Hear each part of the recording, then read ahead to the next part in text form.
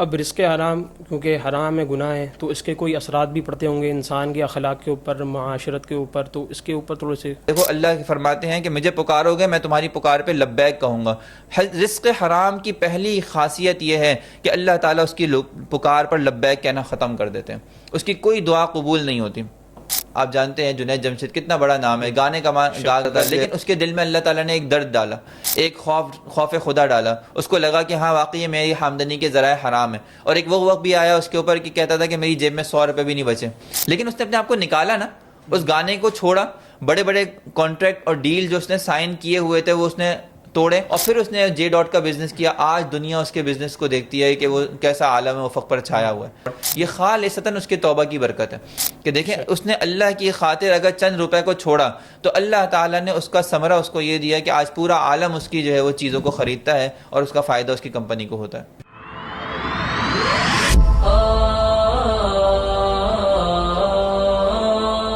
السلام علیکم ورحمۃ اللہ وبرکاتہ۔ ناظرین کرام، میں ہوں ودین الہی۔ آج سے انشاءاللہ الرحمان اکیڈمی کے تحت ایک پوڈ کاسٹ کا سلسلہ شروع ہونے جا رہا ہے، جس میں ہم مختلف قسم کے موضوعات میں مختلف قسم کے علماء کرام سے بات کریں گے۔ تو آج ہمارا انشاءاللہ تعالی پہلا ٹاپک ہے رزق حلال، جس کے لیے ہمارے مہمان گرامی ہیں بانی جامعہ احمد الخلیل اسلامی حضرت یحییٰ مدنی نور اللہ مرقدہ کے خلیفہ مجاز۔ ماشاءاللہ حضرت تقریباً 15 سال سے تدریسی فرائض انجام دے رہے ہیں، اور دارالافتاء میں بھی تقریباً 15 سال سے فتاویٰ کے فرائض انجام دے رہے ہیں۔ نام ہے حضرت مولانا مفتی عظیم معین صاحب۔ السلام علیکم ورحمۃ اللہ۔ وعلیکم السلام ورحمۃ اللہ وبرکاتہ۔ کیسے مزاج ہیں حضرت؟ الحمدللہ بالکل خیر و عافیت۔ حضرت آج کا ہمارا ٹاپک ہے رزق حلال۔ جی، تو رزق حلال کے بارے میں ایک سوال، تو بہت سارے سوالات ہیں، آیا کہ صرف رزق کی تلاش کرنی چاہیے یا رزق کے اندر طیب ہونا چاہیے، پاک ہونا چاہیے؟ اس کے متعلق کچھ آج ہم سے آپ سے سوالات کریں گے۔ تو سب سے پہلے رزق کا اصل مفہوم اور اس کا معنی کیا ہے، اس کے تفصیل سے بتائیں۔ بسم اللہ الرحمن الرحیم۔ دیکھیں رزق حلال، ہم نے رزق کے ساتھ خود ہی حلال کو لگا کے بتا دیا کہ رزق کبھی حلال بھی ہوتا ہے کبھی حرام بھی ہوتا ہے، کیونکہ آپ جانتے ہیں کہ رزق کسے کہتے ہیں، اس میں مختلف علماء کے مختلف مذہب تھے۔ ایک مذہب تو اس میں یہ تھا جو معتزلہ قائل تھے اس کے، وہ یہ کہتے تھے کہ رزق صرف اور صرف حلال ہی ہوتا ہے، حرام چیز رزق نہیں ہو سکتی۔ یعنی رزق وہ چیز ہے، وہ کہتے تھے مملوکن یأکلہ المالک، ایسی مملوکہ چیز جس کو مالک کھاتا ہے۔ تو جس چیز کا انسان مالک نہیں ہے تو لازمی سی بات ہے وہ رزق میں شامل بھی نہیں ہے۔ لیکن اہل سنت والجماعت جو اس کی تعریف کرتے تھے وہ یہ کہتے تھے کہ نہیں، کہ رزق وہ چیز ہے کہ جو اللہ تعالیٰ کسی بندے تک لے آتا ہے، لما یسوقہ اللہ تعالیٰ الیہ فیأکلہ، کہ اللہ تعالیٰ کسی انسان تک کوئی کھانے کی چیز لے آئیں اور وہ اس کو کھا لے، وہ رزق کی تعریف پر صادق آتا ہے۔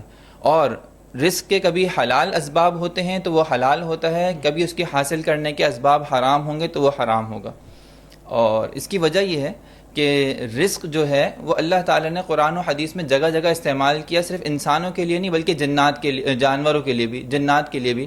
وَمَا مِن دَابَّةٍ فِي الْأَرْضِ إِلَّا عَلَى اللَّهِ رِزْقُهَا، کہ دنیا میں کوئی چوپایا ایسا نہیں ہے کہ جس کا رزق اللہ کے ذمے نہ ہو۔ اب آپ جانتے ہیں کہ جانور کے لیے کوئی چیز حلال یا حرام نہیں ہوتی، تو یہ کہنا کہ صرف حلال چیز ہی رزق ہے یہ صحیح نہیں ہے، بلکہ حلال ہو یا حرام ہو یہ دونوں کے دونوں اللہ کی عطا کردہ رزق ہیں۔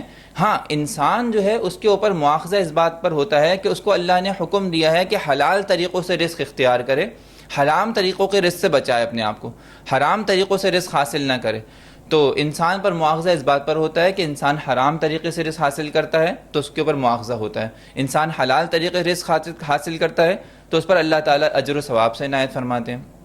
یہ تو ایک عام تعریف ہو گئی، لیکن ایک تعریف جو ہمارے یہاں محققین علماء کرام نے کی ہے وہ کہتے ہیں کہ رزق صرف کھانے پینے کا نام نہیں ہے، دنیا کی ہر نعمت جو انسان کو حاصل ہونے والی ہے وہ رزق میں شامل ہے۔ رزق میں شامل ہے۔ انسان اگر مثال کے طور پہ صحت مندی ہے تو صحت اللہ کی طرف سے عطا کرتا ہے کہ رزق ہے۔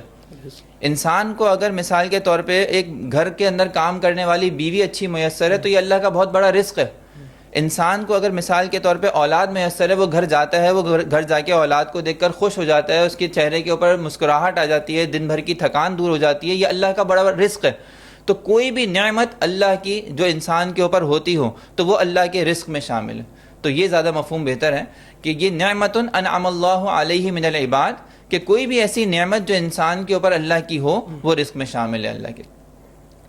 اچھا، ہر انسان کا رزق اللہ کی طرف سے مقرر شدہ ہے یا انسان جو اپنے مرضی سے جو جاتا ہے اس کا وہ رزق بنتا ہے؟ انسان کو حاصل ہونے والا رزق آپ جانتے ہیں کہ عقیدہ تقدیر ہے کہ انسان کے نصیب میں جو لکھا گیا ہے وہ انسان سے چھوٹے گا نہیں۔ اور حدیث میں آتا ہے، آپ صلی اللہ علیہ وسلم نے فرمایا کہ تم میں سے کوئی آدمی جب تک اس کو موت نہیں آتی جب تک کہ وہ اپنا رزق پورا نہ کر لے۔ تو معلوم ہوا کہ رزق چاہے حلال ہو یا حرام، وہ بہرحال انسان کھا کر ہی مرتا ہے۔ انسان جتنا اپنے رزق کی طرف دوڑتا ہے اس سے زیادہ رزق انسان کی طرف دوڑتا ہے۔ یعنی ہم تو یہ سمجھتے ہیں نا، ہم کمانے کے لیے کبھی جا رہے ہیں، ایک شہر جا رہے ہیں، ایک ملک جا رہے ہیں، ہم کبھی اس کمانے کے لیے سمندروں میں جا رہے ہیں، کبھی ہم جو ہے صحراؤں میں جا رہے ہیں، حالانکہ اصل میں انسان اپنے رزق کو حاصل نہیں کر رہا ہوتا بلکہ اس کا رزق انسان تک پہنچ رہا ہوتا ہے۔ وہ الگ بات ہے کہ انسان اس کے اسباب جیسے اختیار کرتا ہے، اللہ تعالیٰ کا معاملہ ویسا ہی ہوتا ہے اس کے ساتھ۔ اچھا، ایسی سوچ رکھنا درست ہے کہ اللہ کی طرف سے تو رزق مقرر ہے، اب انسان محنت نہ کرے؟ نہیں، اللہ تعالیٰ نے دنیا کے اندر جو دنیا بنائی ہے اس کو اسباب سے مقید کیا ہے۔ یعنی اللہ تعالیٰ چاہتے تو بغیر بادلوں کے بھی بارش برسا سکتے تھے، لیکن اللہ تعالیٰ نے بادلوں کو بنایا بارش برسانے کے لیے۔ اللہ تعالیٰ چاہتے تو بہت سارے یعنی کہ سورج کے بغیر بھی روشنی دے سکتے تھے، لیکن سورج کو بنایا روشنی کے لیے نا۔ تو دنیا جو ہے وہ اسباب کے ساتھ مقید ہے، اور اللہ تعالیٰ جو ہے وہ قرآن کے اندر جگہ جگہ اسباب کی طرف منسوب بھی کرتے ہیں کہ دیکھو اللہ تعالیٰ نے ہوائیں چلائیں، اس نے بادلوں کو لے کر ایک علاقے کی طرف لے کر آئے اور وہ بادل انسان پر برسے اور پھر وہ زمین بنجر زمین کو زندہ کر دیتے ہیں۔ تو اللہ چاہتے تو ان تمام اسباب کے بغیر بھی بنجر زمین کو زندہ کر سکتے تھے، لیکن اللہ تعالیٰ نے اسباب کی طرف مقید کیا۔ تو انسان اسباب کا پابند ہے کہ انسان کو اللہ تعالیٰ نے اس بات کا مکلف بنایا ہے کہ جو چیزیں تمہیں حاصل کرنی ہے اس کے اسباب اختیار کرنے پڑیں گے۔ ایک حدیث میں آتا ہے، آپ صلی اللہ علیہ وسلم کے پاس ایک صحابی کا آئے اور انہوں نے آ کے آپ صلی اللہ علیہ وسلم سے پوچھا، اے اللہ کے رسول، میں اپنی اونٹنی یہاں باہر مسجد کے باہر کھڑا کروں اور آ کے مسجد میں نماز پڑھوں، کیا یہ توکل ہے؟ تو فرمایا نہیں، توکل یہ ہے کہ پہلے تم اسے اونٹنی کو باندھ دو اور پھر اس کے بعد اللہ کے اوپر بھروسہ کرو۔ معلوم ہوا کہ اسباب کا اختیار کرنا توکل کے منافی نہیں ہے۔ تو انسان اسباب اختیار کرے۔ اگر انسان چاہتا ہے کہ اس کو وافر مقدار میں رزق حاصل ہو تو اس کو وافر مقدار میں رزق کے حلال اسباب اختیار کرنے پڑیں گے، یہ شریعت کا حکم ہے۔ اگر وہ ہاتھ پہ ہاتھ رکھ کے بیٹھ جائے گا اور بالکل جو ہے وہ کہے گا کہ اللہ نے نصیب میں لکھا ہوگا تو مل جائے گا، نہیں ملے گا تو مر جائے گا، تو یہ گناہ گار ہوگا۔ کیوں؟ اس لیے کہ جس طرح وہ رزق حاصل کرنے کا پابند ہے وہ اسباب کے اختیار کرنے کا بھی پابند ہے۔ یہی تو وجہ ہے کہ اللہ تعالیٰ نے قرآن میں فرمایا، یا ایھا الذین آمنوا کلوا من الطیبات واعملوا صالحا، کہ اعمال صالحہ اختیار کرو، پاکیزہ غذائیں کھاؤ، یعنی کسب حلال اختیار کرو، حرام کاموں سے اپنے آپ کو بچاؤ، جو اللہ کے ممنوع کام ہیں ان سے اپنے آپ کو بچاؤ، اور پھر اس کے بعد جو ہے تم حلال حاصل کر سکتے ہو۔ ایسا بھی تو ہوتا ہے کہ رزق معلق ہوتا ہے کہ تقدیر میں لکھا ہوا ہوتا ہے کہ یہ بندہ یہ اسباب اختیار کرے گا تو اس کو اتنی مقدار میں رزق ملے گا، ایسا بھی؟ بالکل ایسا ہی ہے۔ تقدیر کی دو قسمیں ہوتی ہیں، ایک تقدیر مبرم ہوتی ہے اور ایک تقدیر معلق ہوتی ہے۔ انسان کی تقدیر معلق یہی ہوتی ہے کہ انسان فلاں فلاں اسباب اختیار کرے گا تو ہم اس کو یہ عطا کر دیں گے، فلاں فلاں اسباب اختیار نہیں کرے گا، بیٹھا رہے گا، ہم اس کے وہ نتائج نہیں حاصل ہونے دیں گے اس کو۔ تو یہ تقدیر معلق ہے اور انسان تقدیر معلق کا پابند ہے۔ وہ الگ بات ہے کہ اللہ تعالیٰ کے علم میں تقدیر مبرم پہلے سے ہوتی ہے کہ اللہ تعالیٰ جانتے ہیں کہ کون سا آدمی ہے جو اسباب کو اختیار کرے گا اور کون سا نکمہ ہو کے بیٹھ جائے گا، یہ اللہ کے علم میں ہے۔ لیکن انسان کو یہ بات علم میں نہیں ہے۔ انسان کو اور فرشتوں کو اس بات کا مکلف بنایا گیا ہے کہ اللہ تعالیٰ کی طرف سے میکائیل علیہ السلام ایک انسان کے رزق کے اوپر ایک فرشتے ہیں، مقرر ہیں، تو وہ اللہ تعالیٰ کی طرف سے اس بات پر مقرر ہیں کہ یہ اگر یہ اسباب اختیار کرے تو اس کو رزق عطا کر دیا جائے، یہ اسباب اختیار نہ کرے تو اس کا رزق روک لیا جائے۔ جزاک اللہ۔ تو یہ بات ثابت تو ہوئی کہ رزق حلال کے لیے اسباب کا اختیار کرنا ضروری ہے، اور یہ سوچ رکھنا کہ ہم اسباب کے بغیر اللہ تعالیٰ نے مقرر کر دیا وہ مل کے رہے گا، وہ انشاءاللہ مل کے تو رہے گا لیکن اسباب اختیار کریں گے تو مل کے رہے گا۔ بالکل ایسا ہی۔ جزاک اللہ۔ اچھا، بیچ میں ایک بات یہ آئی کہ حرام کمائی سے دعائیں قبول نہیں ہوتی، کہ جو شخص حرام پہنتا ہے، حرام کھاتا ہے، تو اگر کوئی شخص کسی شخص کی آمدنی حرام ہے تو اس کی عبادت بھی قبول نہیں ہوتی؟ اصل میں یہ سوال کرنے کا مقصد یہ ہے کہ بعض لوگ یہ کہتے ہیں کہ ہماری عبادت تو قبول نہیں ہو رہی، ہم عبادت ہی نہیں کریں گے، نماز بھی نہیں پڑھیں گے، تو اس کا تھوڑا سا جواب۔ دیکھیں، دین جو ہے نا وہ مختلف مکمل نظام ضابطہ حیات ہے. اس میں عبادات ایک مستقل شعبہ ہے, معاملات ایک مستقل شعبہ ہے. عبادات کے اندر حکم یہ ہے کہ بھائی چاہے تم حلال کما رہے ہو یا حرام کما رہے ہو, تمہارے اوپر نمازیں فرض ہیں, روزے فرض ہیں, زکوٰۃ فرض ہے, حج فرض ہے, یہ تمہیں کرنا ہی کرنا ہے.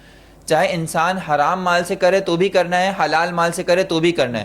وہ الگ بات ہے کہ حرام مال سے کی ہوئی عبادت اللہ تعالیٰ قبول نہیں کرتے, سمجھ میں آ رہی بات. لیکن بہرحال اللہ تعالیٰ کی اگر اس کا فریضہ اس کے اوپر شامل حال ہو گیا ہے مثال کے طور پہ, تو اس کو چاہیے کہ اپنے حرام مال سے اپنے آپ کو نکالے. حرام مال سے نکالنے کا کیا طریقہ ہے؟ بہت آسان ہے. انسان جس حرام مال کے اندر اگر پڑا ہوا ہے, سب سے پہلے اس حرام مال سے نکل کے باہر آ جائے. یعنی توبہ کے 3 اسٹیجز ہوتے ہیں نا. سب سے پہلے انسان کو ندامت ہو کہ یار میں غلط کر رہا ہوں, میں اب تک بینک سے سود لے رہا ہوں, میں غلط کر رہا ہوں, میں اب تک لوگوں کو جو ہے وہ مثال کے طور پہ دھوکہ دے کر پیسے کما رہا ہوں, میں غلط کر رہا ہوں, میں مثال کے طور پہ جعلی چیزیں بیچ رہا ہوں اور یہ میں دودھ میں پانی ڈال کے بیچ رہا ہوں تو میں غلط کر رہا ہوں. سب سے پہلی چیز اس کے اندر ندامت آ جائے. دوسری چیز اس کے اندر یہ ہو کہ وہ گناہ سے باہر آئے, یہ کام کو چھوڑے. یعنی جو کام کل تک وہ سمجھ رہا تھا کہ میں کر رہا ہوں اور اس کی غلط ہے, تو آج مجھے وہ کام چھوڑنا پڑے گا. میں اس کام میں لگا رہوں اور اللہ میری توبہ, یا اللہ میری توبہ, یہ توبہ کوئی قبول نہیں ہوتی. مثال کے طور پہ میں بد نظری بھی کرتا رہا ہوں, جیسے کہ ہم نے دیکھا ہے بعض اوقات لوگ جو ہے استغفر اللہ استغفر اللہ استغفر اللہ کر رہے ہوتے ہیں اور دیکھ بھی رہے ہوتے ہیں عورتوں کی طرف. تو یہ توبہ ناقابل قبول ہے. اگر آپ کو توبہ کرنی ہے تو سب سے پہلے گناہ کی جگہ سے باہر آنا پڑے گا. جس میدان میں آپ ہیں, جس گناہ کی جگہ پر آپ کھڑے ہوئے ہیں, اس میدان کو چھوڑ کر آپ کو بیک سائڈ ہونا پڑے گا, پیچھے ہونا پڑے گا, بیک سٹیپ لینا پڑے گا. آپ باہر آئیں اور پھر اس کے بعد کہیں کہ یا اللہ میری توبہ.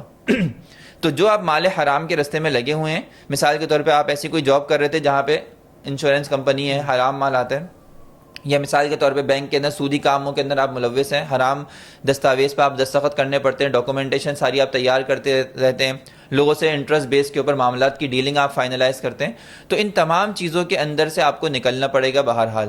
وہ الگ بات ہے, علماء اس میں گنجائش دیتے ہیں کہ آج کل انسان کے حالات ایسے نہیں ہیں کہ ہر وقت انسان ایک جگہ سے نوکری چھوڑے تو ٹھک سے دوسری جگہ نوکری مل جائے.